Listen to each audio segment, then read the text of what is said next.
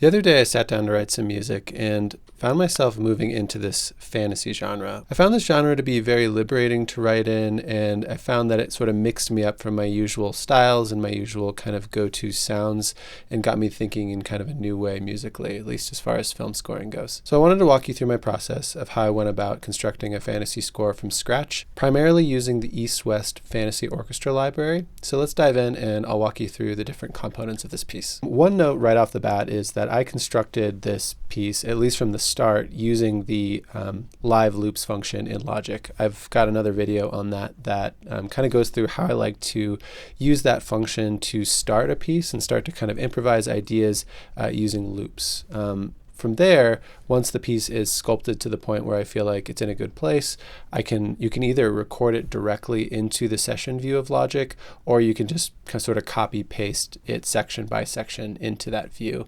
And then you can sort of mold your piece, you can add new elements, you can do whatever you need to do to sort of finish it up. But I like to start in the live loops view.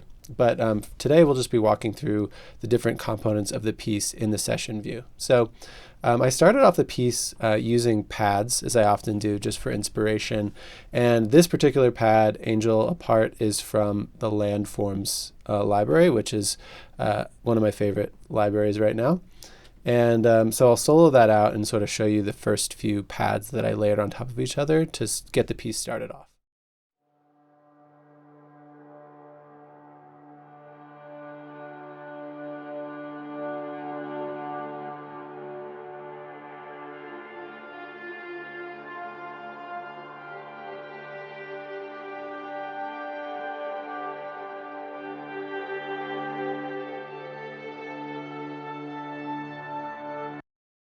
So you can see right off the bat, we're very much in a fantasy realm. This pad is strings based. It's like processed strings.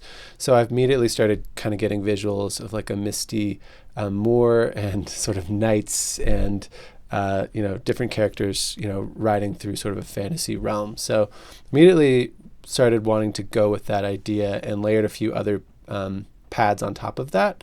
So I'll just show you a few of the other pad elements that we started off with.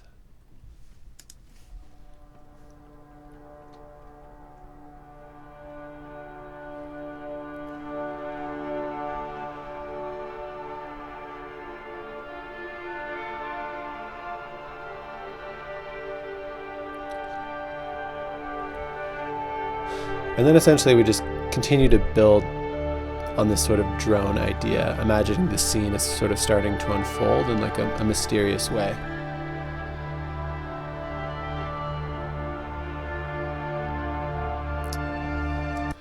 So right about here is when I sort of felt like we needed to pick up the pace a little bit with a melody, and I chose to write that melody on solo cello using the Hollywood Strings library in East-West, and then added on a Landforms solo violin on top of that for some extra texture. And this is what that sounds like.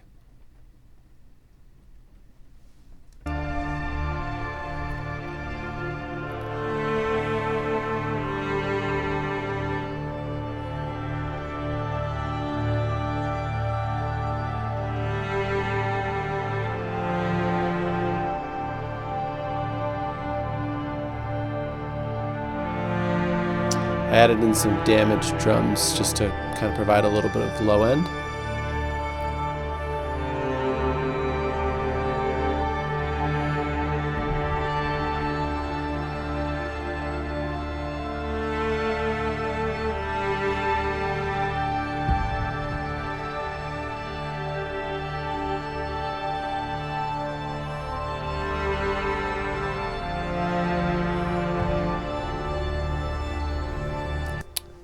So you get the idea, just kind of starting off with like a very airy, mysterious thing there with the pads.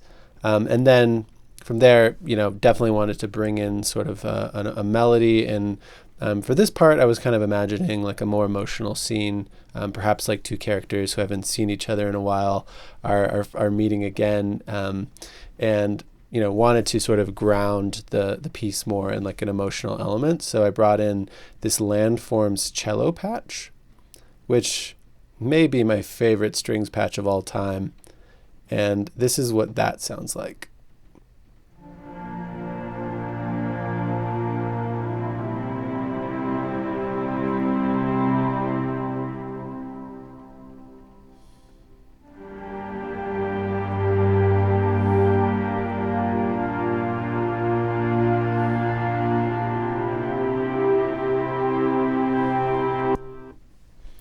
So I already feel emotional with the landforms cello. It just immediately brings me into that space. And I wanted to double down on that using the Appassionata cello and bass patches from Spitfire, which are also very textured and emotional and go really well with the landform strings. And then a vocal element from the Fantasy Orchestra Library of East West, which definitely has serious Lord of the Rings undertones to the point where it might sound a little too much like Lord of the Rings. But I love the sound, so I wanted to bring that in for the sort of emotional climax of this particular scene. This is what all those different elements sound like together.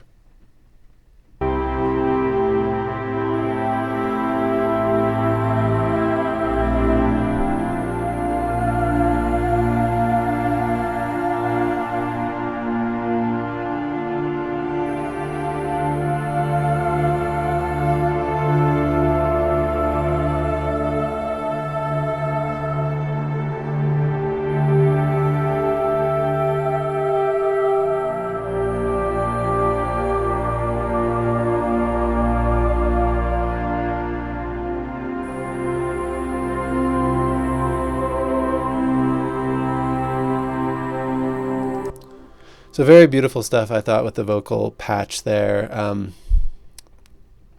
That comes back later on. But the next scene, I wanted to immediately move into more of an action sequence. So kind of imagine like some decision has been made and a bunch of characters are riding off to battle or something like that.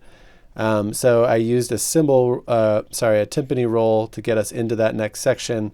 And then I started pulling heavily from the Fantasy Orchestra of East West to get some of these more medieval kind of fantasy instruments in the mix. And the first of those is the dulcimer. So I wanted to just show you that this dulcimer patch, which I'm using as kind of the rhythmic cornerstone of this next scene. And this is what that sounds like.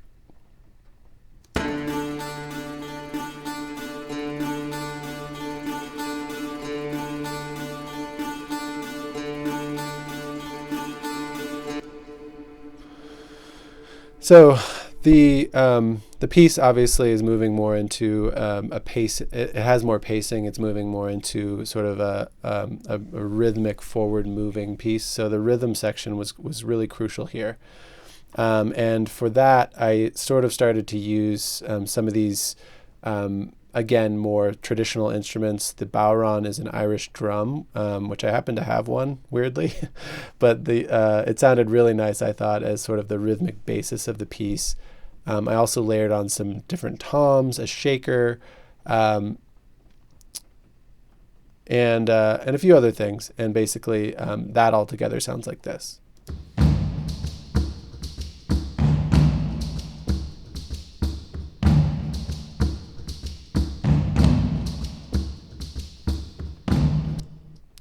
So I thought those melded together really nicely. And then from there, I was able to bring in essentially the flugelhorn and a horn section to create the melodic theme for this section. And altogether, this is what that sounds like.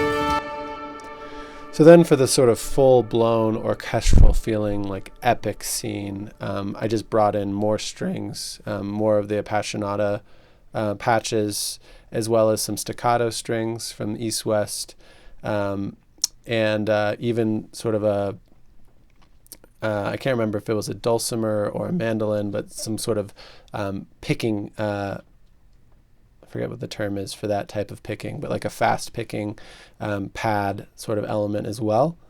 And altogether, this is what that sounds like for the epic part of this scene.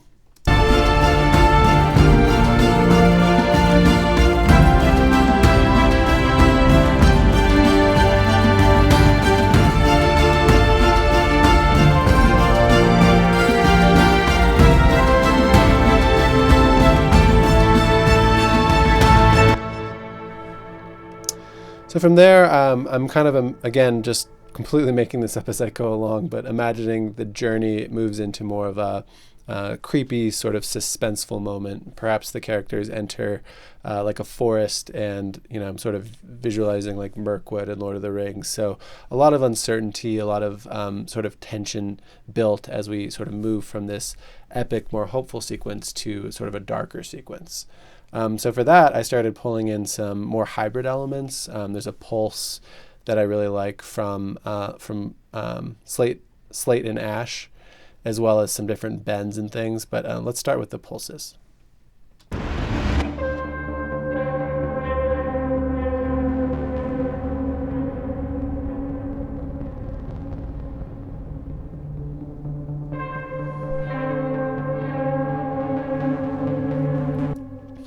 And I wanted to bring in one of the melodies from an earlier sequence, the beginning melody that was played on a solo cello.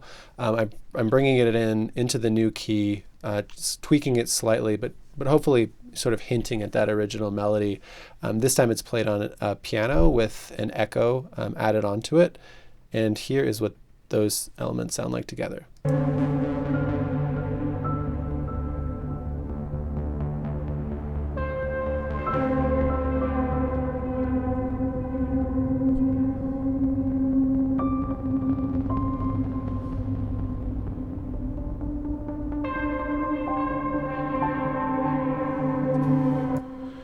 So then as we build sort of tension in this sequence, I'm imagining, sort of like the Shelob's Lair part of Lord of the Rings, Return of the King, when Frodo and Sam are in the tunnel with the spider.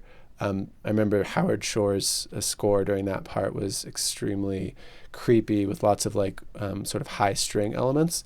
So I wanted to sort of create something reminiscent of that, and brought in some strings, some different pads as well, and even a horn playing that same melody to continue to build sort of a tension and fear with this scene. So here's what all those elements sound like together.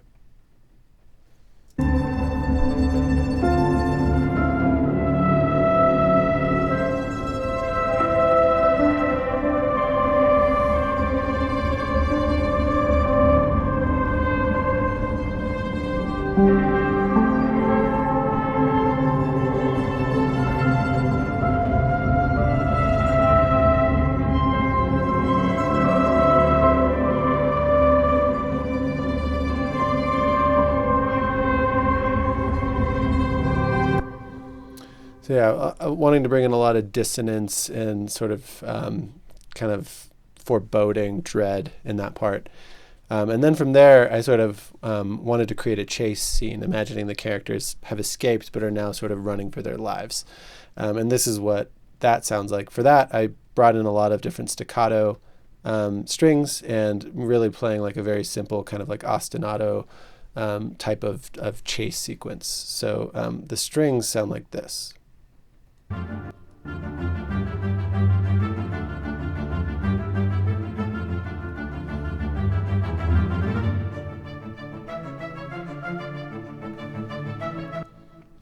And then as I built that up, I just added in some woodwinds and a few different other types of staccato patches to sort of just give it a little bit more thickness, and obviously just create sort of that feeling of, we're running, it's a chase scene.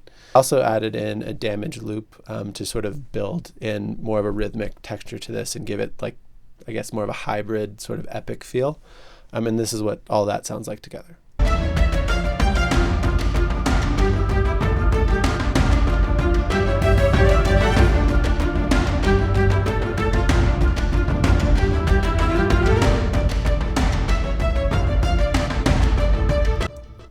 Yeah, so So yeah, from there, I'm imagining, the characters sort of emerge out of this situation, and we're back into some sort of semblance of normalcy and hope. And for that, I brought back in mostly just instruments from the beginning of the piece. We're in a new key now, so I wanted to keep writing that new key, keep things static in that sense, and then I changed up the harmony slightly with the cello, which is sort of leading everything. So here's what the cello sounds like.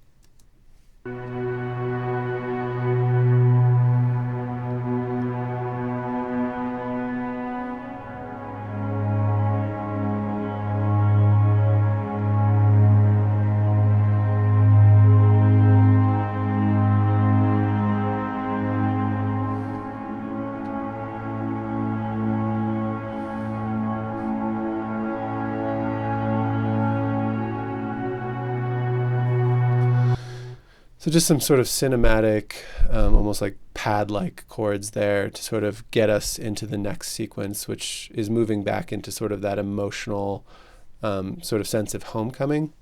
And for that, I just brought in back all the passionata strings, as well as the vocal that we had at the beginning of the piece in this new key, singing a similar melody. So here's what the whole end sequence sounds like together.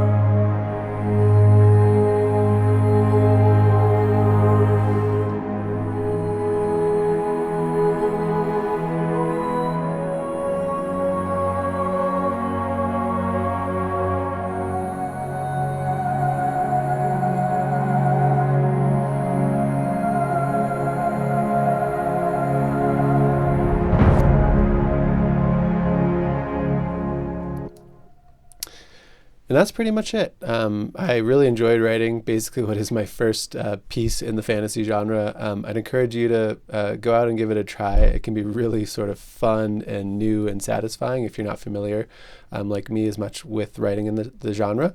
But that's pretty much it. So that's how I built this piece. I look forward to hopefully trying to write more in this style. But in the meantime, I'll play the entire piece for you on the way out so that you can hear how it all came together. Thanks for watching, and I'll see you next week.